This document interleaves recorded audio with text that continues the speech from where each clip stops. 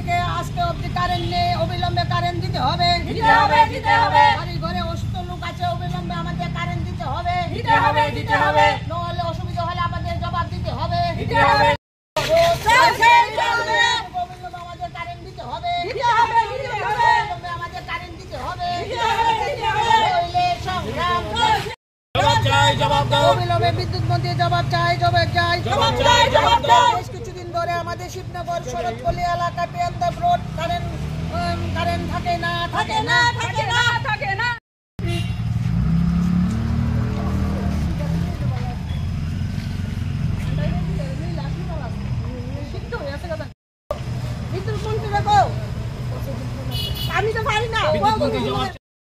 রাত্রে থেকে আমাদের কারেন্ট নেই।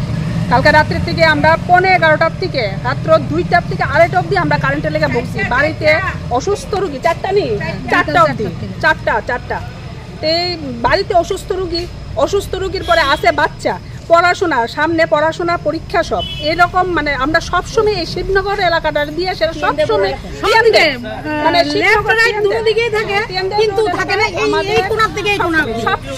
সবসময় আমাদের লেফট রাইট দুনো দিকেই থাকে, কিন্তু থাকে না এই কোণার থেকে এই কোণ অবধি।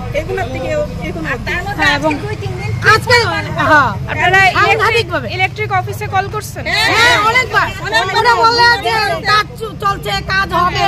কালকে জিজ্ঞেস করেছি যে যদি কাজ হয়ে থাকে তাহলে আপনারা কি দুদিন পরে যখন যায় সেটা কি আপনারা লক্ষ্য করেন না যে এইখানেই যায়, তাহলে এইখানে বারবার যদি আমরা সারাই করি তাহলে এটা কি করে আবার নষ্ট হয়? এদিকে মেশিন নাকি তারা নষ্ট, দুদিন পর ওদের ট্রান্সফরমার উড়ে যায়। যেহেতু এখন প্রত্যেক ঘরে টিনের, যাদের বাড়িতে টিনের ঘর আছে ওদের বাড়িতেও এসি লাগানো হয়, তো যেহেতু লাগানো হয় তো ট্রান্সফরমারটা এই বুঝেই লাগানো উচিত যে প্রত্যেকটা বাড়িতে এসি, ফ্রিজ, ফ্যান চলছে। হ্যাঁ, লোডটা কিভাবে নিতে পারবে কি পারবে না ওই চলে গেল। আমরা তো টিমকে খবর দিচ্ছি বলে 6-7 ঘন্টা কাটিয়ে দেয়।